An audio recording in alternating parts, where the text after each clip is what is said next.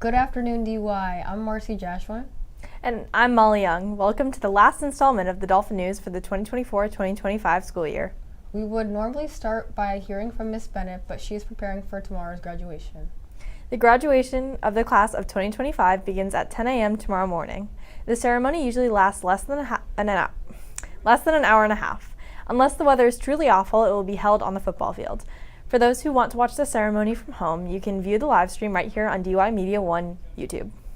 And now we go to Dom for our sports news. Thank you, Marcy. We don't have a lot of news this week, but what we do have is the big news. On Wednesday, the DY baseball team defeated two-time defending champions Seekonk 6-3.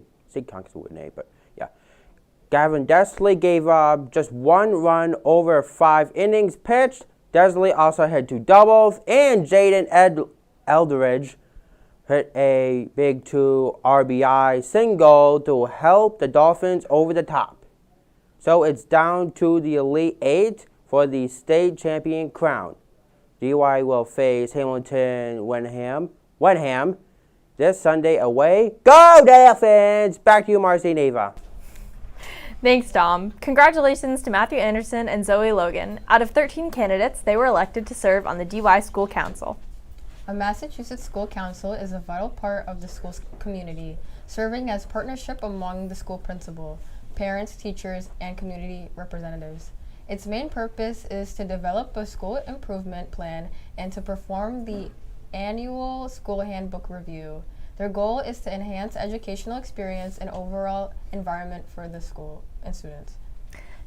By participating in this council, members have the opportunity to provide valuable input on important decisions, such as setting educational goals and contributing to policy development. Congrats again, Zoe and Matthew. And now it's time for our DY Moment of Culture. Let's go to Nyasia. Thank you, Marcy. June 6th marks a turning point in human history, a day when, in 1944, fate tested the physical and emotional endurance of men who fought against the greatest evil of the 20th century. On that day, Allied forces landed on the beaches of Normandy, France, resolved to eradicate the spread of Nazi fascism no matter the cost. D-Day wasn't just a military operation, it was a collective act of courage that reshaped the modern world. Tens of thousands of ordinary people banded together to achieve something extraordinary. Many of them were young, some barely more than teenagers, facing uncertainty, fear, and overwhelming odds. It's a day that lives in memory not just because of strategy or scale, but because of what it revealed about human resolve. It reminds us that history is often shaped by those who never planned to be heroes, but for whom history herself had other plans. The world that came after D-Day was far from perfect, but it was one where we had a second chance. Freedom as an idea and a practice had room to grow again. Today, we don't just remember what happened, we reflect on why it still matters. The values carried to those shores, courage, unity, sacrifice, still echo from the greatest generation to our own generation and beyond. Back to you, Marcy and Molly.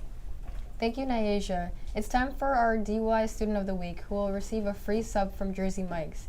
As you know, DY recently hosted our annual Civics Action Day. One presenter from that day went the extra mile for one of her teachers. She joined Mrs. Williams to present her project in front of a Dennis Select Board meeting. Despite the added pressure, she spoke eloquently and was an outstanding representation of DY students. This week's DY Student of the Week, as nominated by Ms. Williams, is Ella Contino. Well done, Ella. To receive your free sub, please see Mr. Woodham in room 414. And now we go to Kenzie with our weekend weather update. Thank you, Molly.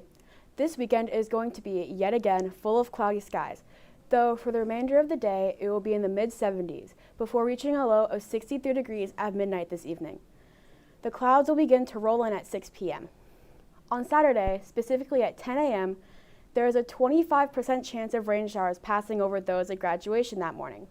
However, that is subject to change as the day goes on. The clouds will continue to loom over us, reaching a high of 68 degrees at 1 p.m.